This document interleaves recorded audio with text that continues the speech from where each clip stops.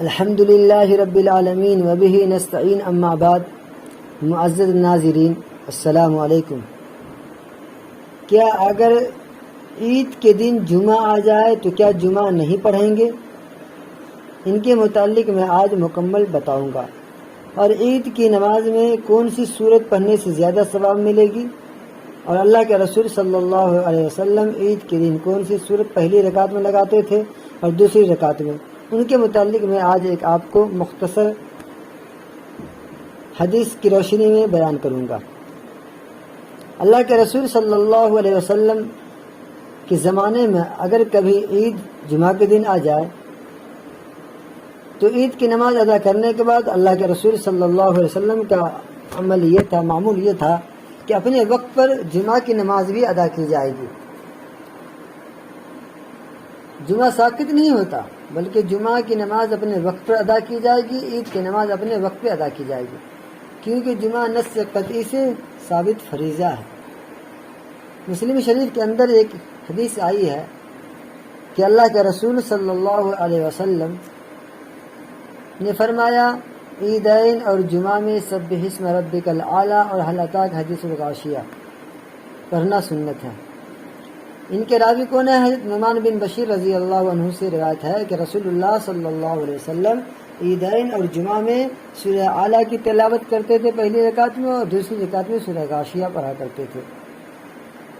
حضرت نعمان بن بشیر فرماتے ہیں کہ اگر کبھی عید اور جمعہ ایک دن ہو جاتی تو بھی آپ صلی اللہ علیہ وسلم ان صورتوں کو دونوں نمازوں میں پڑھا کرتے تھے۔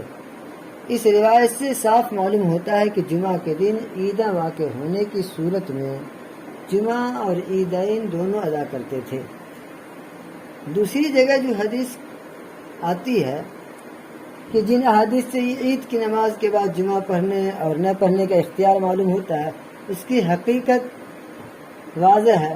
یہ ہے کہ عہد رسالت میں یعنی رسول اللہ صلی اللہ علیہ وسلم کے زمانے میں دور دراز کے دیہاتوں اور ٹولوں محلوں سے مسلمان عیدین اور جمعہ کے لیے مسجد نبوی شریف تشریف لایا کرتے تھے، ان نماز پڑھنے کے لیے آتے تھے گاؤں دیہات سے لوگ۔ ایک مرتبہ جمعہ کے دن ہی عید کی نماز واقع ہو گئی، یعنی جمعہ کے دن ہی عید کی نماز بھی واقع ہو گئی، تو جمعہ کے وقت کے اعتبار سے نہیں آئے، عید کے وقت کے اعتبار سے آئے، اور وہ لوگ سویرے عید کی نماز کی ادائیگی کے لیے مسجد آ گئے۔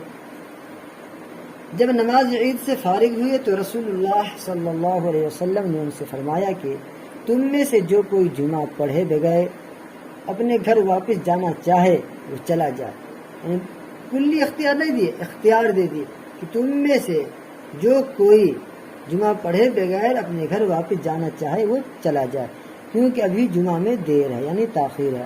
اتنا انتظار ان کو شاق گزرے گا یعنی دشوار ہوگا۔ اور جو لوگ مدینہ میں رہنے والے تھے ان کے سلسلے میں فرمایا وَإِنَّا لَمَجْمَعُونَ وَإِنَّا لَمَجْمَعُونَ، یعنی ہم لوگ جمعہ پڑھیں گے، اور حضور اکرم صلی اللہ علیہ وسلم نے صحابہ کرام کے ساتھ جمعہ ادا فرمائی۔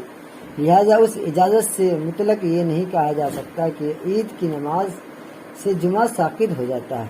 رسول اللہ صلی اللہ علیہ وسلم کا یہ ارشاد ہم تو جمعہ ضرور پڑھیں گے، اس کی واضح دلیل ہے۔ کچھ لوگ حضرت عبداللہ بن زبیر رضی اللہ عنہ کے قول سے استدلال کرتے ہیں، یعنی نقل بیان کرتے ہیں، تو جان لینا یہ چاہیے کہ نماز جمعہ نص قطعی سے ثابت ہے۔ محض ایک صحابی کے قول یا فعل کی وجہ سے جمعہ چھوڑی نہیں جا سکتی، یعنی ترک نہیں کیا جا سکتا۔